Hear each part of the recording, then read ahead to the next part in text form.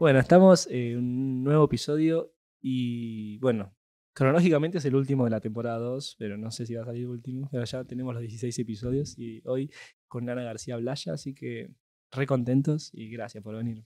Ustedes, qué lindo, nunca me hicieron una entrevista en teatro. Tiene una estética particular. Sí, divino. Ana, nos gustaría comenzar justamente por tus inicios, ¿no? Contarnos un poco cómo fue este interés por la dirección y demás, en qué momento inicias, si sentís que hubo algún punto ahí de quiebre. Contanos un poco cómo fue todo eso. En realidad mi interés inicial es por la escritura. Eh, Empecé a estudiar ciencias de la comunicación, hice como en dos momentos de la vida. El segundo cuando se me acabaron los talleres de escritura o de audiovisual o de cosas prácticas que tenían que ver con la escritura. Dejé la carrera y me metí en un taller de guión. Había hecho talleres de literatura también, pero en uno de guión porque la forma de escribir un guión tiene que ver con escribir lo que se ve y lo que se escucha, no con artilugios literarios muy complejos. Y yo quería, se ve ahora, me doy cuenta, contar historias, escenas, mostrar y contar mundos. No ostentar una forma de escritura ni nada por el estilo, sino escribir cosas para que quien lo lea pueda verlas. Eh, no sé, tal vez es como una obra, como las obras de teatro que leemos o en el colegio que nos obligaban a leer y que finalmente era un formato que para mí era menos pretencioso. No escribía guiones para ser filmados, sino como un libro cinematográfico, una obra terminada. Entonces me lo tomaba así, no era directora yo. Ni pensaba hacerlo en ese momento. Y en ese taller escribo un guión que se llama Julia, que termina siendo Las buenas intenciones, porque el personaje de la nena se llamaba Julia. Y en 2 meses se ve que era una historia que necesitaba de alguna manera sacar. Termino el guión y bueno, y lo termino y para mí ya estaba, no era como que ahora hay que filmar, o ni se me ocurría eso. Entonces, no sé, se lo di a leer a mis hermanos, a mi padre que lo leyó, también mi madre también lo leyó, a un par de directores por si les interesaba, como me decían, ay, escribiste un guión, a ver. Y bueno, esos directores que en ese momento eran varones, yo los únicos directores que conocía de trabajar en publicidad, me dijeron esto es infilmable. 3 criaturas, tanta música, no lo vas a poder, por lo menos así, restale hijos, no sé, o restale temas musicales. Yo dije, yo no lo quiero hacer, yo se los mostraba por si esto es así. Entonces lo guardé, estaba contenta con el guión, lo guardé, cada tanto alguien se lo mostraba, era como bueno, este es el libro que escribí. Y cuando sorpresivamente muere mi viejo en 2015, mi hermana Juana, que es productora, que todavía en ese momento no había sido productora de una película, sino había participado de otras producciones, pero desde otros lugares, pero me dijo, yo la produzco y presentemos, hagamos una carpeta para empezar. Esto es largo, este camino, no es que lo vamos a hacer mañana la película. Hagamos una carpeta, presentemos, hagamos un presupuesto. Y hicimos una carpetita, así sin apuro. El primer concurso que se nos ocurrió mandar es el concurso de ópera prima del Inca. Y ahí lo mandamos y a los, no sé, 3 meses, 4 meses, me llama Juana y me dice, tenemos un problemón porque ganamos el concurso de ópera prima y cuando ganas el concurso de ópera prima del Inca tenés 18 meses para entregar una película. Y ahí le dije, pero ¿quién va a dirigir esto? Vos, me dice. Y bueno, yo estaba todavía ahí con la muerte de mi papá, bueno, mi hermana también, estaba todavía como, y en ese momento me dieron ganas de hacerla, era como un homenaje, una especie de duelo en forma de rodaje. Y bueno, y así, o sea, me pasó. Yo no es que quería, no había estudiado cine, no sabía ni si iba a poder. Y bueno, armamos un equipo le cambié el nombre porque yo para ese entonces ya tenía una hija llamada Julia y mi psicóloga me dijo, cámbiale el nombre y le cambiamos el nombre. La película se pasó a llamar Las Buenas Intenciones después de probar si le cambiábamos y poníamos otro nombre propio que al final no. Y bueno, pasó eso. Pasó que no es que yo hice esa peli y dije, bueno, y después voy a hacer otra. Hice esa peli para mí, para mis hermanas, sin ninguna expectativa, pero con muchísima alegría. El proceso te diría que fue casi más importante que el resultado. Y estaba feliz, incluso sin haberla presentado en ningún lugar, ya estaba contenta con lo que tenía. Así que pasó eso. Después pasó eso. Nos invitaron a estrenarla en San Sebastián y ahí empiezan a decirte, ¿viste? Vas a ir a San Sebastián y no vas a llevar otro proyecto. Inventate ya un proyecto y andá y decí que estás haciendo eso. Bueno, y así tengo otra ficción que la presenté en el foro de coproducción de San Sebastián y de repente te pasan cosas o pasa lo de la uruguaya. Pero sí, no tenía intención. Para mí, el éxito de que le vaya bien a Las Buenas Intenciones era que me empiecen a llamar como guionista de otras películas. Tener un oficio de guionista, de seguir escribiendo. Pero bueno, así sucedió. Y ya que mencionas Las Buenas Intenciones, ¿cómo, así para hablar de la película, cómo fue la elección de usar tu material de archivo y a la vez unirlo, ¿no? a un material de archivo, entre comillas, ficcional de esos personajes y sumarlo eso también a la textura de la película filmada en formato horizontal? No sé, como esa hibridación que hiciste de formato. Eso sucedió por problemas de presupuesto. Nació como un problema de presupuesto. Había una escena que es la escena final de la playa, cuando se van de vacaciones, que bueno, no entraba. O sea, no podíamos ir a la playa, ni pagar un viaje, ni llevar a tantos actores, y dijimos, bueno, un problema para más adelante. Pensemos que de última, dije yo, ponemos el archivo real. Los productores me dijeron, no podemos hacer eso. Como le digo, sí, de última va, y se entiende, no. Bueno, digo, bueno, o lo podemos mezclar con alguna imagen de los reales de los actores. Los actores, niños y niñas, se fueron de vacaciones antes de filmar. Cada uno, las chicas se fueron a Costa Rica y el nene y Ezequiel se fue a Entre Ríos. O sea, aguas diferentes, playas diferentes, densidad de gente alrededor diferente. Dijimos, no importa, démosles el vestuario y que se filmen. Planos cerraditos, que hablen con un celular, le dijimos. Fílmense con un celular. Se filmaron con un celular. Después lo mezclamos. Cuando terminamos de filmar, hicimos el archivo con algunas cositas del celular y funcionó. De hecho, también por falta de presupuesto, por no poder filmar en la cancha de River, me bajé una imagen de YouTube. Lo que vemos en la película es una imagen de YouTube. Es corta, ¿no? Como que sí, es como si alguien hubiese llevado la cámara y gol y festejo, abrazo y toda la cámara movida. Lo único que se escucha es... lo podría haber hecho en cualquier lado, pero me bajé una imagen de un... No sé, traté de contactar a quien lo había subido, nunca me contestó. Dije, bueno.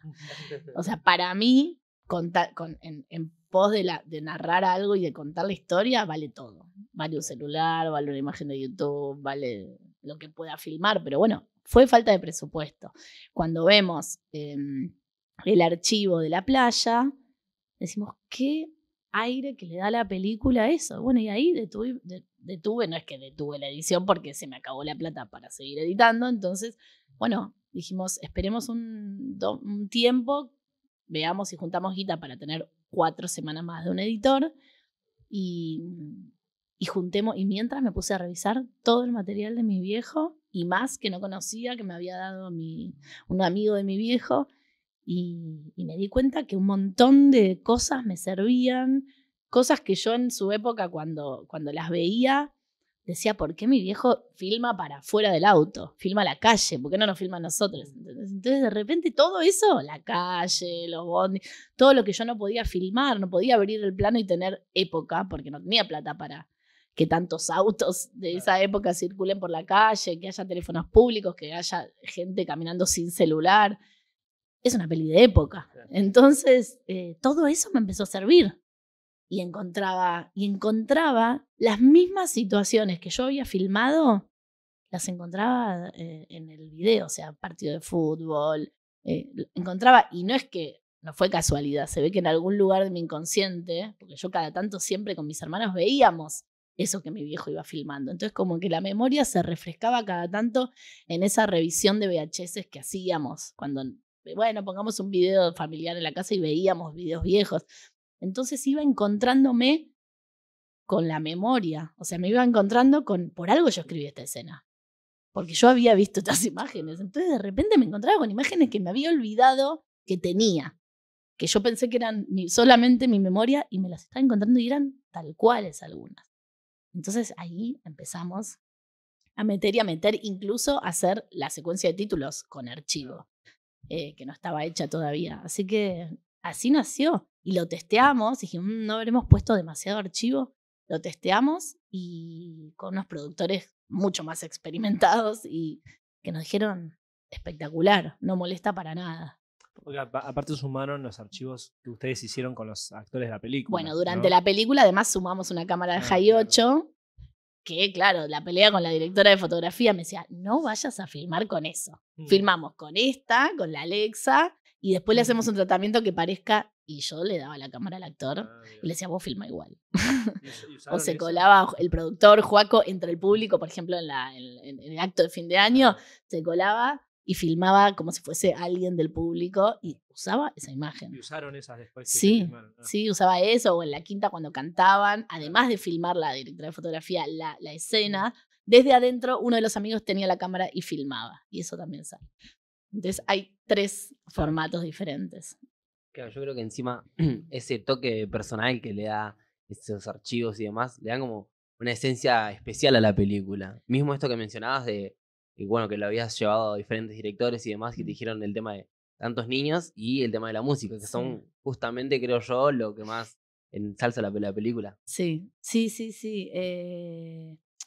Lo primero que dijiste que fue que me interesa, que te lo del tema de los archivos. ¿Qué me dijiste? De que justamente que eso es lo que le da el toque personal a las películas, le da como una esencia. Sí, pero me acuerdo que quería decir. Se me fue. Bueno. Yo quería preguntarte también dos cuestiones. La primera es cómo fue trabajar con los intérpretes de no sé cuántos años tenían en ese momento, ¿no? Y Amanda, si yo la filmaba un año después, que era una posibilidad, ya era otra nena y no se podía. Como no sé, ese trabajo, cómo laburaste con ellos, porque hay como muchos planos, inclusive largos, donde ellos trabajé con una coach, que es María Laura Berch y Mariana Berch, que acompañaron los ensayos con los chicos. Los chicos, primero que pueden trabajar la más grande 6 horas por día, no más, y los más chicos 4. Y en una peli donde el 90% de las escenas están los chicos, era un problema, porque ¿qué hacíamos el resto de las horas? Entonces había que respetar eso y además, aunque pudieran filmar más, se aburren, no quieren. Con los chicos es al revés que con actores adultos, ¿viste? Es como te rinden mejor las primeras tomas y después ya están cansados, no quieren. Pero sí nos juntábamos, ensayábamos y entonces tenían más o menos los textos ya masticados.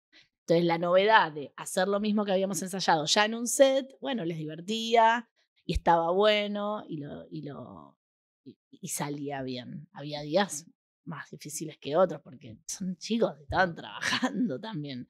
Entonces, algo de la música te quería decir, no me acuerdo qué.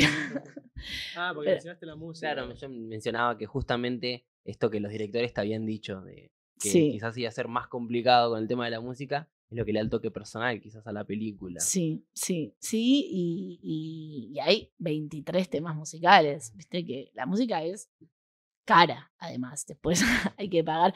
Hay mucha música de mi papá y mucha música de mi hermano, de la banda de mi hermano,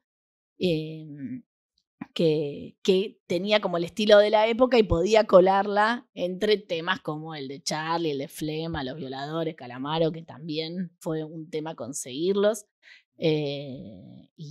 pero que también eran época, eran parte del arte de la película. Y yo sí suelo gastar un poquito más de plata en música que en otras cosas. Prefiero ahorrar en arte y tener una buena locación. Tengo una directora de arte que es una genia, que puede, ¿viste? Que puede ver en una locación una posibilidad muy concreta y no necesita poner tanta plata en el arte, y me queda esa plata para poner en música. Para mí es importante. Para el tono, para contar época, para contar a los personajes, sobre todo esto, que había una disquería en la película. Claro. Entonces era como tenían que poder al menos mencionar bandas que no podía comprar la letra, las mencionaba, o mostraba una remera o lo que sea. Y también se coló, y no tuvimos ningún problema, uno de los nenes cantando el UU de Sympathy for the Devil, que por suerte no hay ningún quilombo, pero no nombro el tema para que no sepan que es ese. Pero que dicen que se puede llamar UU. Sí, porque dice, ¿cómo se llama este tema? En el guión, el padre contesta Sympathy for the Devil, pero en la película le dice, cantalo mejor y te digo. Entonces, de esa forma pude meter un tema de los Rolling sin pagar un peso. Mi otra duda, no sé vos si después querés preguntar algo más, era por la decisión de cómo filmarla, que hay como una estética de cámara en mano, bueno, vulgarmente dicho, cámara en mano, y bueno, ¿cómo se decidió decir, bueno, vamos con este tipo de planos que ya del principio arrancan, planos medio fragmentados de los cuerpos, y se sostiene todo ese tipo de estética? No sé cómo laburaste eso. Sí, bueno, obviamente con una directora de fotografía que sabía perfectamente. Yo por ahí te digo la flotadita, no te digo poneme una cámara sobre una pelotita de tenis o que sea, no sé, o en un easy rig. Ahora sí conozco algunos términos, pero en ese momento decía la flotadita, la movidita, la no sé qué, pero por eso no es que yo sé todo. Lo mejor que hice como directora fue saber rodearme de esta directora de arte que entendió, que vio ese archivo, que finalmente fue parte de la película, vio ese archivo como referencia en realidad del mundo que yo quería contar. La directora de fotografía también, y también entendió que estábamos contando los 90, que es también la época de la explosión de los videoclips y la estética, y yo vengo te diría más que vengo de la tele. Me crié con la televisión, o sea, a mi viejo le decíamos Homero en joda, porque era como, estábamos en la cama todo el día viendo tele y comíamos ahí, todo era. Entonces, el piso es lava. Entonces, de repente estábamos ahí y veíamos y consumíamos incluso cine a través de la tele. Entonces, me marcó bastante eso, y la estética de estar filmando con una camarita todo el tiempo y consumir, ¿viste? La edición que se hace de cámara también tiene que ver con la forma de editar que a mí me gusta. Como que de repente pasas a otra cosa porque es otro día y estamos en otro lado y no tengo ni por qué explicarte qué pasó en el medio. Entonces, creo que eso supo interpretar también la directora de fotografía, que igual es una gran directora de fotografía, que no la tuvo fácil, porque no es que ella podía hacer lo que quería todo el tiempo y preparar el set. Ella tenía que estar preparada para cuando los chicos estén listos. La prioridad eran los chicos en el rodaje. Y yo quería meterme mucho con las actuaciones, porque vos a un nene no le crees y la peli se cae a pedazos y era el mayor riesgo. No sucede. No. Que se les cree un montón. Y ¿sabés qué sucede? En una sola escena que la tuve que sacar. O sea, que me encantaba la escena. Es una escena previa a la charla de Amanda con el papá. Hay una escena de Amanda con su hermano, donde está tipo diciéndole, ay, tengo que hablar con papá, y le dicen, mate tranquila, te va a entender cómo se yo. Era re linda. Leída en el guión, es hermosa esa escena. Bueno, a mí no me salió dirigir. O no pude con ese momento, o tal vez corríamos por una cuestión de horas extras, como pasan un montón de cosas en el rodaje que no es ideal, vos no te quedas todo el tiempo que podés. Entonces por ahí priorizamos más la escena con el papá, que no podía faltar, y esa no quedé tan contenta, y me di cuenta en la isla de edición que no estaba, y ahí bueno, la saqué. Pero todo lo que dejé es porque yo le creí. Pero es difícil también laburar con pibes. No, digo, No, digo, la escena al final donde ella habla con su papá, que bueno, es el momento donde lo vemos a él quebrarse después de toda la película, que también hay una construcción de ambos, ¿no? Donde realmente es una escena larga y realmente transmite un montón ese momento, ¿no? Bueno, que es casi el desenlace, ¿no? Bueno, ese día la peli se filmó por recomendación de María Laura lo más cronológico posible, para que los chicos, viste, puedan como entrar y también familiarizarse. Y Amanda Minujín, no Amanda personaje, sino Amanda Minujín, y Javier Drolas, que es el que hace de papá, en esa escena demostraron, digo, ella creció, se puso a la altura de él, porque cuando lo filmábamos a él, ella le tiraba los pies y estaba ahí sosteniéndolo. Fue una cosa tan conmovedora, fue como te digo, una constelación familiar lo que sucedía en el set. De repente estaba Amanda entendiendo perfecto lo que yo quería, Javier entendiendo cada vez mejor a medida que pasaban los días cosas de mi viejo, incluso que le mostrábamos cómo caminaba, ¿viste? Y el último día él dijo, ya entendí el personaje, quiero filmar toda la peli de nuevo. Y le dije, no, está bien lo que hiciste, no tenés que hacer. Eso te quería decir, que el material de archivo le saca presión a la ficción. Le saca la presión que tenía conmigo, la ficción, de ser lo que yo quería contar, que nunca iba a ser. Pero cada tanto se colaba el archivo y yo sentía que ahí había sinceridad y en lo otro había como representación. Y entonces quedaba claro, como esos documentales, es como, no sé bien qué es la peli, sí, es una ficción, pero tiene tanto de apoyo en el material de archivo que no sería lo mismo sin ese material de archivo. Sería una peli, bueno, correcta, pero no tan, para mí, emocionante como ese material que se filtra y deja ver el mundo real. Porque después te quedas con eso en la cabeza y la ficción la disfrutas de otra manera. Entonces, sí, me parecía que eso fue clave. Y con los chicos, a ella que me preguntaron cómo la encontré, porque el casting fue muy difícil, pasaron muchas nenas y yo no encontraba a la nena. Y si no había nena, no había película, entonces estaban barajando pasarla. Con Amanda la vimos por Instagram tocando una canción en el piano con el papá. Y ahí dijimos, si ella actúa esto, ya está, tiene todo lo que tiene que tener. Entonces, como bueno, esa última escena, Amanda, que aparte el papá, en un momento Juan iba a ser el papá en la ficción, que los productores estaban felices, dijeron, sí, la rompemos con Juan Minujín. Y Amanda dijo, ¿me quieren a mí o quieren a mi papá? Porque iba a ser el primer trabajo de ella y sentía la presión de un gran actor que tiene como padre. Laburar juntos en el set no iba a ser lo mismo. Y en esa escena donde Amanda y Javier Drolas tienen ese compañerismo de actores, donde uno sostiene al otro cuando no está en el plano, sigue atrás haciéndole las mismas caritas y todo, que ahí sentí que Amanda se convirtió en una actriz profesional. Javier ya lo era, porque Javier es un actorazo. Pero y sin embargo, un actorazo que además no fumaba. Y le trajimos cigarrillos de mentira, todo. Y un día dijo, este cigarrillo de mentira no parece real, tráeme un pucho de verdad. Y fumaba. Fuma mucho. Fuma toda la película casi. Sí, y empezó a fumar todo el rodaje y ya puchos de verdad. Y mi viejo fumaba particulares 30 encima. Era como un pucho negro. Y dicho la afinación que está con la guitarra, tiene el pucho sí, en la boca. Sí. Y él tenía que fumar todo el tiempo y con los pibes. También era un tema. Recrear los 90 era exponer actores menores a un actor fumándoles en la cara o a ir en un auto sin cinturón de seguridad saltando. Y decíamos, ¿por dónde circulamos? Tenemos 3 pibes atrás. El seguro no cubre nada si los pibes no tienen cinturón de seguridad y la historia no es con cinturones de seguridad. Entonces nos metíamos por unas callecitas de Mayo súper tranquilas y bueno, con 3 pibes saltando atrás. Entonces era un riesgo, porque la época era riesgosa también. No, sí, destacar últimamente, bueno, la actuación de Amanda es impresionante y también esta recreación de época que no es tan lejana, pero le da ese toque particular a la película, ¿no? Sí. Simplemente destacar Sí, qué eso. loco que sea de época, ¿no? Y fue claro, ayer. Tal cual, sí. La escena de la figurita de Bertie que consigue, me parece genial.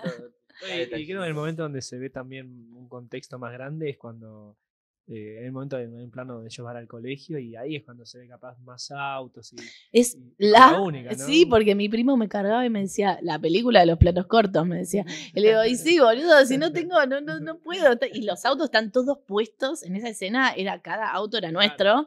Y hay una escena donde que yo la sufro, hay gente, no sé si se da cuenta o no, pero cuando bajan del tren, se ve de fondo durante un segundo o medio segundo uno de los tachos de basura de la reta que me quiero matar. Digo, esto no es época. Y bueno, no lo pudimos sacar porque esa escena en el tren, que no teníamos autorización tampoco para filmar en el tren, fue un domingo que dijimos, bueno, preparado, listo ya, viene el tren, súbanse al tren. Fue un one shot de eso y salimos y digo, siguen caminando por el andén, decile lo de voy a llegar tarde, decile lo de 5 minutos, 10 minutos. Y bueno, termina la escena y hay un tacho de basura y no teníamos plata para borrarlo, en postproducción tampoco, así que quedó. No lo vi. No, yo tampoco, no me cuenta. Bueno, nos gustaría pasar a La Uruguaya, ¿no? Tu película más reciente, donde, bueno, que también, si bien no es una construcción de época, pero hay una construcción muy fuerte ahí en cuanto a los personajes y también al sitio, ¿no? Al lugar. También, bueno, se ve muy acompañado, ahora que lo mencionás, el tema de la música, es algo que va constantemente de la mano con todo el film.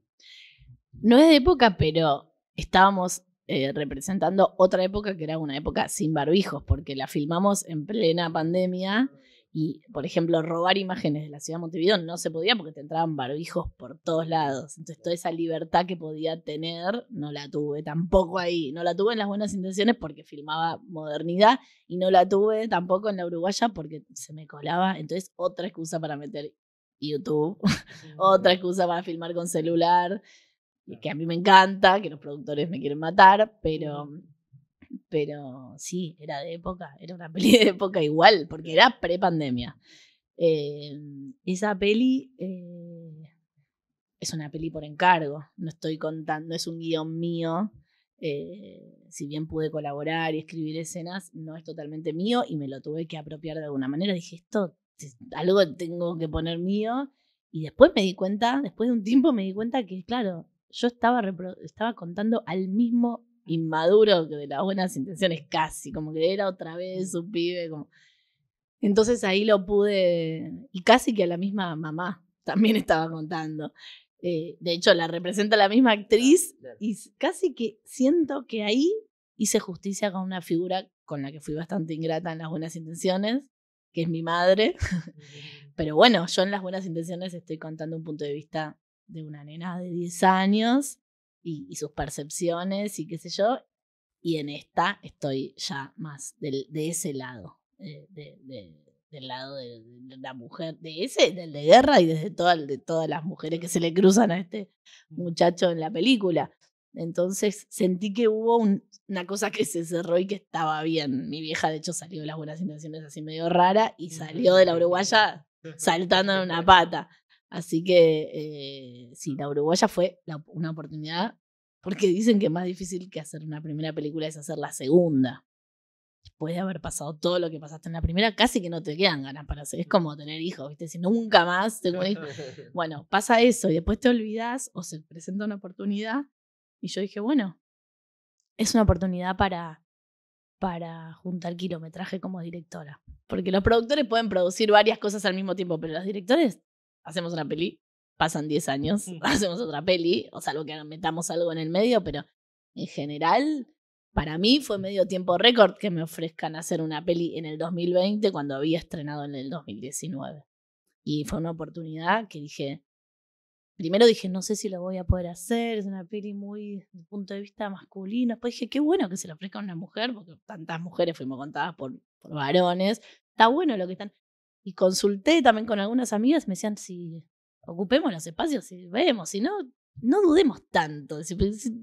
Entonces, bueno, dije que sí, con un poco de miedo. Pero después entendí que lo importante de ese proyecto también era el proceso. Porque esa peli fue financiada por 2.000 personas. Entonces, lo único que yo tenía y me dieron la plata, me dijeron, ¿tenés toda la plata para hacer la película, hacela. Lo único que no podés hacer es dejar de compartir el proceso con estos 2000 socios productores. Y todas las reuniones, toda la previa, toda la lectura de guión, que fue una transmisión por streaming de 6 horas, cada reunión de arte, de locaciones, de producción, de presupuesto, de todo, la avisaban a toda la gente que puso plata y entraban 500 personas a un Zoom, por ejemplo. Y estábamos compartiendo absolutamente todo. Y fueron extras también y trajeron sus autos para tener coches de acción y prestaron sus casas y fueron locaciones.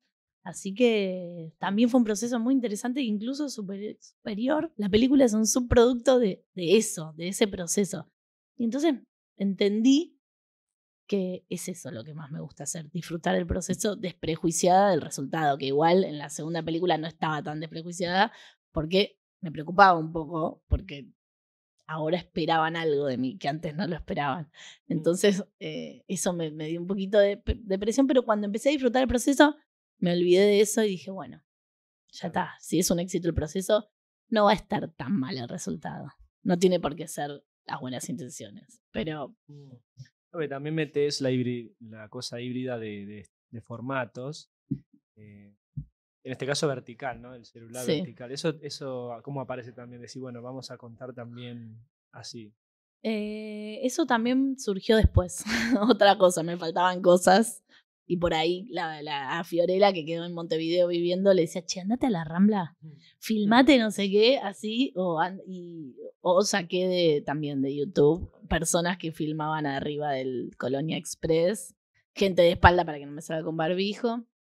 Y sí, eso fue. Y además que odio las películas donde hay celulares. Creo que no voy a hacer nunca más una película con celulares. Donde aparecen, decís donde aparecen, donde tenés que ver la pantalla, donde tenés que... O sea, sí, hay unas cosas que se resolvieron de forma... Los mensajes de voz me salvaron, porque de repente los podía poner sueltos durante un clip musical. Pero ver un texto, ver que alguien habla por todo eso me torra un montón. De hecho, ya mis 2 ficciones que tengo ya escritas no son en época de celular. Pero bueno... en esta había que hacer algo y yo y me daban total libertad, así que el tema música, decidir el tono, e incluso permitirme y ayudarme a encontrar la voz, que finalmente no fue la voz en off de él, que era lo que planteaba el guión inicial, sino transformarla en una voz en off de ella, que se decidió eso en postproducción. Nada, todas esas libertades las tuve. Mi única condición, compartir todo con toda la comunidad que había puesto plata. Esa decisión de cambiar la voz, que se dio al final porque vos lo veías a él con la voz en off de él y lo odiabas. O sea, yo no quería odiar a ese personaje porque un poco de todos los personajes que contás te representan de alguna manera y él también, y yo lo quería querer. Por más que fuera lo que fuera, que sea un torpe, que un inmaduro, yo lo quería querer. A él, a ella, a la ex, a todas las personas que aparecían tenían algo. Y bueno, y cambiándole la voz en off, que no es fácil laburar con voz en off, cambió todo. A mí ya me empezó a gustar más la película. Sí. No, sí, bueno, justamente esto del tema de la voz en off, que lo que mencionas es que es difícil, ¿no? A veces hay trabajos particulares donde uno nota algunas voces en off que pareciera que lo están leyendo literalmente, y hay voces en off como en la película de la Uruguaya, donde se nota ese... como un proceso que va por dentro, digamos, de quien lo está mencionando. Y eso creo que es algo que está muy bien logrado. Es lo más difícil que me pasó. Yo pensé que la voz en off te facilitaba las cosas. Yo mientras filmaba decía, esto lo arreglamos con la voz en off. Después no, la voz en off.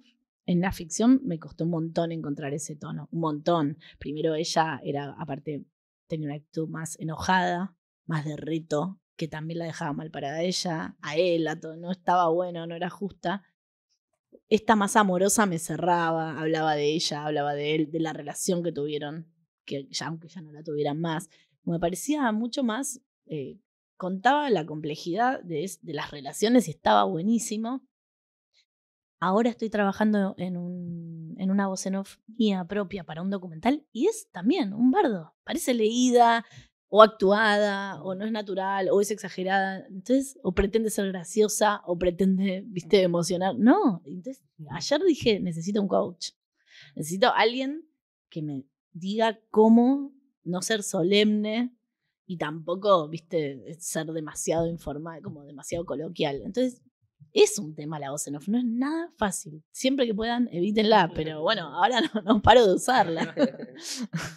Y en la película, bueno, esto que decías de las redes, inevitablemente el motor también de él es poder estar en contacto con ella mediante las redes, como que Sí. era medio insorteable, ¿no?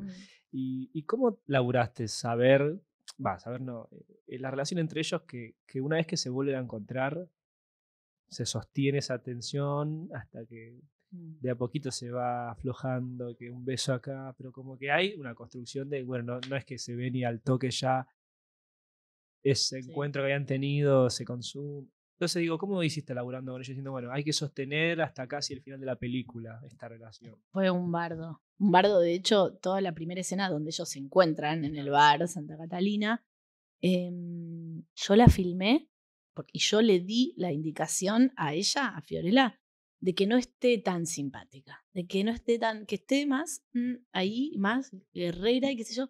Y cuando la fui a editar, dije, ay, es una ortiga eso, o sea, no quiero tampoco esto, como no quería que ella sea una regalada, digamos, ay, sí, qué sé yo. Quería que se la hiciera medio difícil, pero me quedó una cosa también injusta con el personaje. Y fue un error de dirección, totalmente.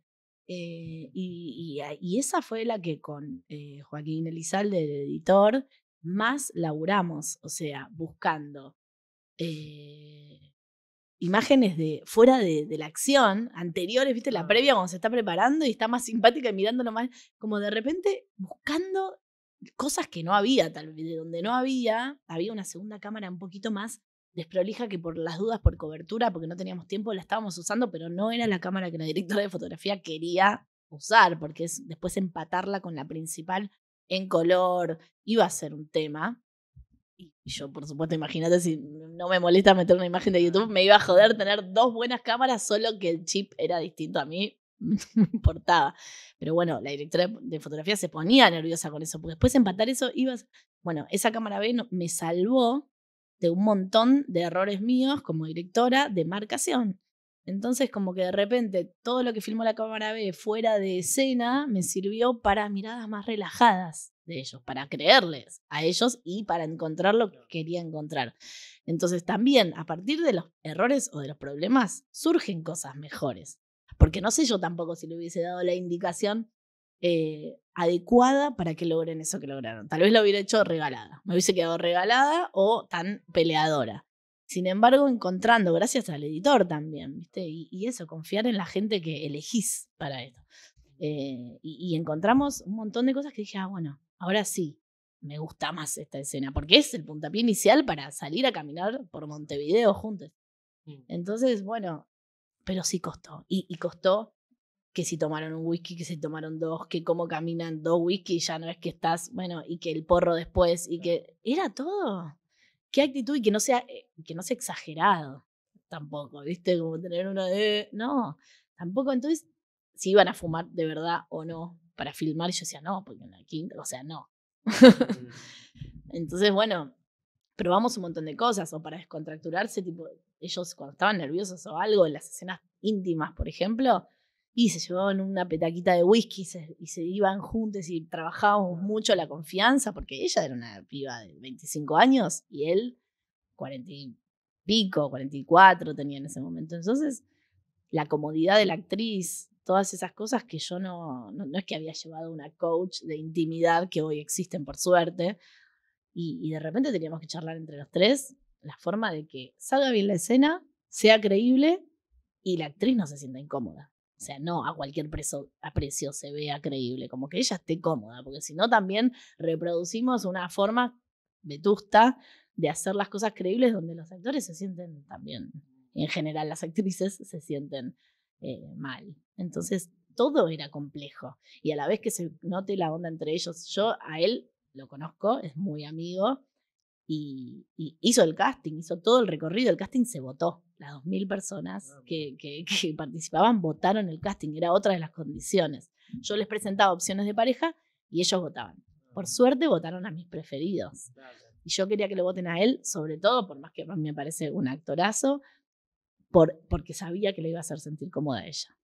Así que en ese sentido, y se conocieron 2 semanas antes de rodar, porque él vive acá y ella vivía en Montevideo. Y no pude verlos juntos para elegirlos. O sea, no hubo callback, no hubo prueba de cómo funcionaban las parejas. No sabía ni cuánto medían, o sea, sabía cuánto medían, pero no los había visto juntos.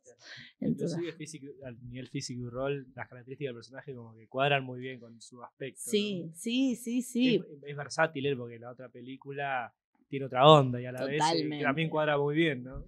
Y igual a ella me la aprobaban más los coproductores que a él. Él fue como más discutido. Al final fue más votado, pero fue discutido, ¿viste? Y yo decía, yo decía, miren, hay tantas guerras o Lucas Pereira como cabezas imaginan esta historia. O sea, piensen que esta es solo una película de 2000 posibles, somos 2000. Hay una. O sea, bánquenme porque en esta voy a poner yo, digamos, mi mirada. O sea, vamos a participar todos, vamos a opinar, pero no podemos contentar el imaginario de cada uno de ustedes porque va a ser. Así que bueno, así fue, por suerte quedaron ellos. Mencionaste el tema de la edad, me parece maravilloso el concepto ese de 2 Batman de diferencia entre cada una de las edades. Es magnífico. Ay, fue un laburo ese. Claro, Justo. ¿Se puede nombrar a Batman? ¿Estamos bien? Sí. No pasa nada. No, pero pensá que hacíamos el cálculo y decíamos, bueno, Batman, vimos todos los Batman, dijimos, no, pero no es donde ella nació, sino el que ella recuerda, ¿viste? Como y todo era, bueno, no sé si alguien se habrá puesto a ver si lo que dicen está bien, pero está bien. Claro. Bueno, me gustaría pasar a la siguiente sección que se llama Notas al Pie, justamente en referencia al nombre del programa, donde mencionamos algunos de tus trabajos y vos puedas contarnos alguna referencia, alguna anécdota de lo que vos quieras mencionarnos sobre ellos. Me gustaría mencionar tus futuros trabajos en esta ocasión, no Notas al Pie un tanto especial. Me gustaría mencionarte, bueno, Tiempo de Morir, que es tu siguiente documental en el que estás trabajando, y que nos menciones también aquellos proyectos si tenés ganas de los que vamos a tener a futuro tuyos.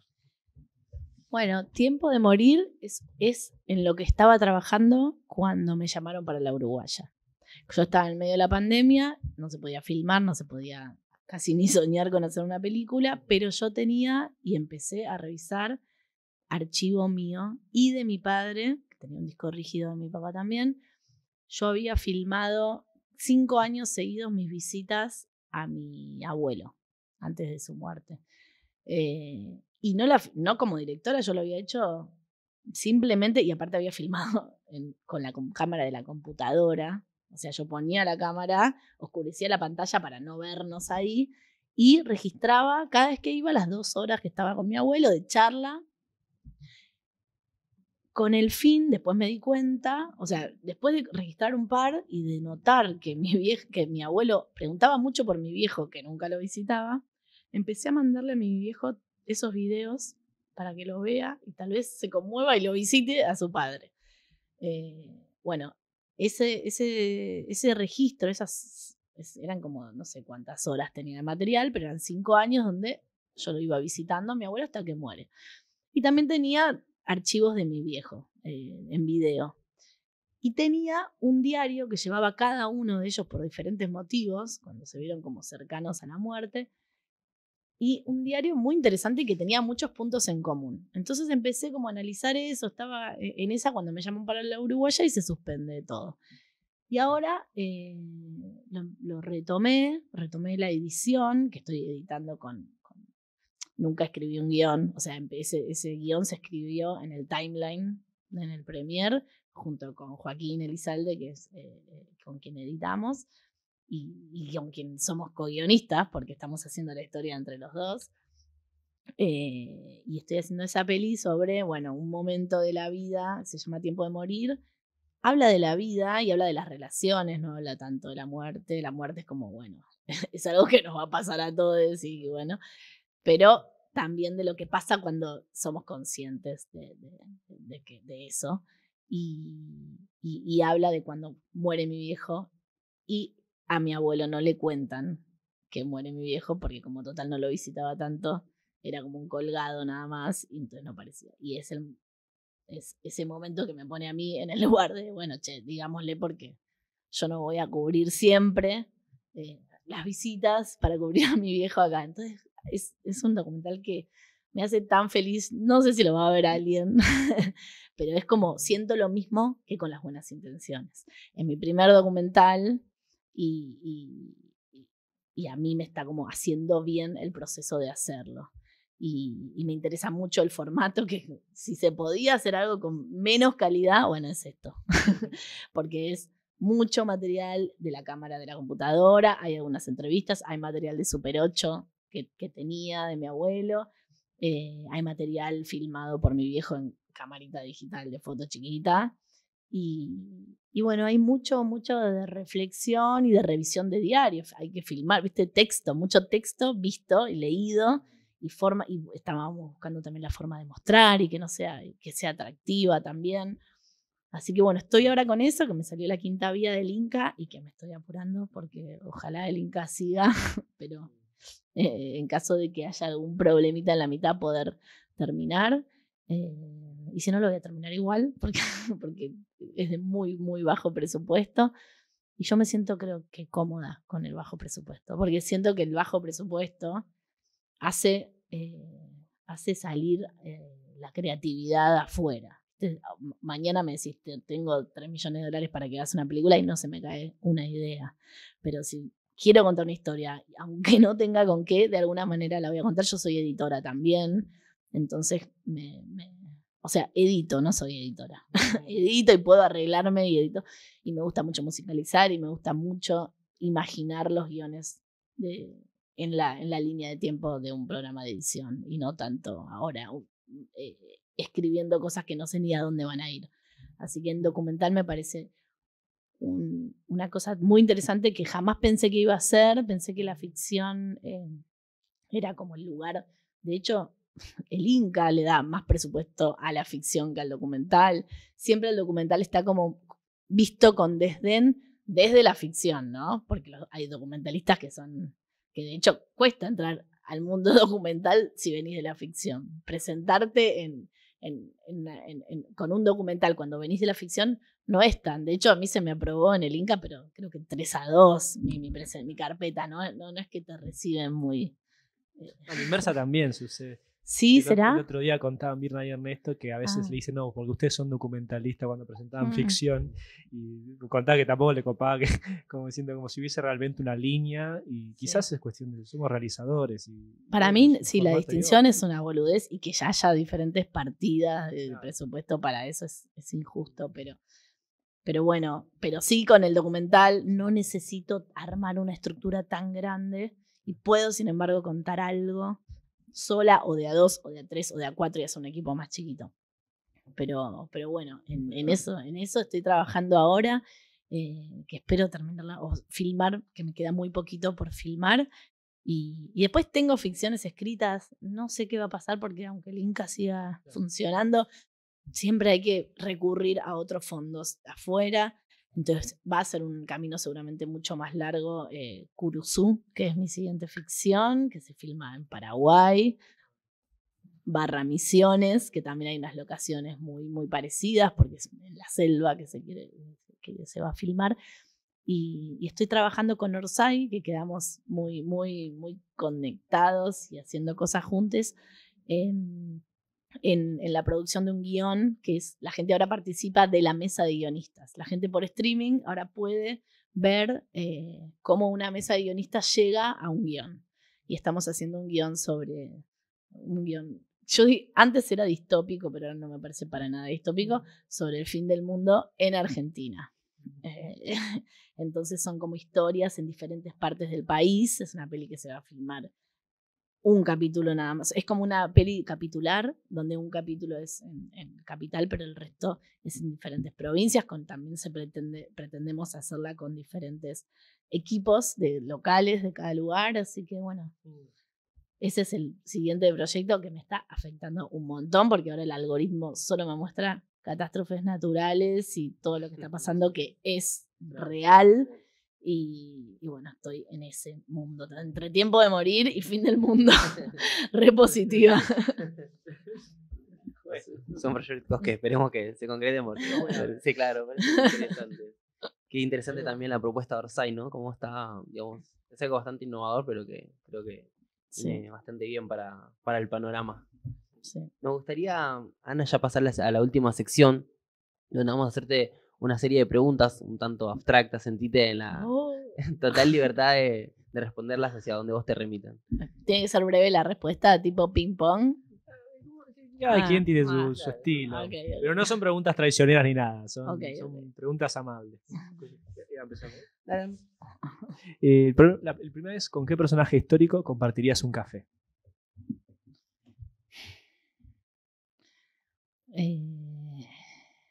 Ay, qué difícil. Con cualquiera de los Beatles. Bueno, estás a Bueno, de tiempo los, con dos. de los dos que quedan. Pero, se podía volver en el tiempo y... Han dicho remedio escaladas. Sí, han dicho San Martín, Stalin, han dicho todo. Sí. Bueno, está bueno. Sí. Con los cuatro estaría bueno. Claro. Ana, ¿qué director o directora elegirías para que dirija una película sobre tu vida? Cualquiera de las directoras, compañeras mías del colectivo Cartelera Transfeminista, hoy se llama Barda, Cartelera Transfeminista, cualquiera de esas directoras que me enseñaron lo único que sé sobre documental y sobre cine de ficción hecho por mujeres que no conocía y que muchas de ellas tampoco conocían y estudiaron cine, películas de mujeres muy importantes que no estaban en la currícula de las carreras de cine. Cualquiera de ellas está autorizada porque me conoce y porque sabría cómo hacerlo. Una frase o palabra que no te identifique. Que no me identifique.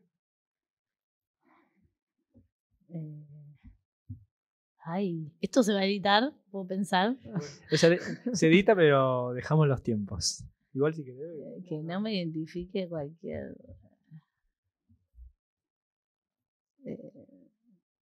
no sé, cualquier frase libertaria. Cualquier frase libertaria, de derecha, cualquier cosa de esas no me identifica y de hecho me construye en la vereda de enfrente automáticamente. Casi que antes de encontrar mi lugar, encontré frente a qué vereda quiero estar. Después encontré mi lugar y bueno. Sí.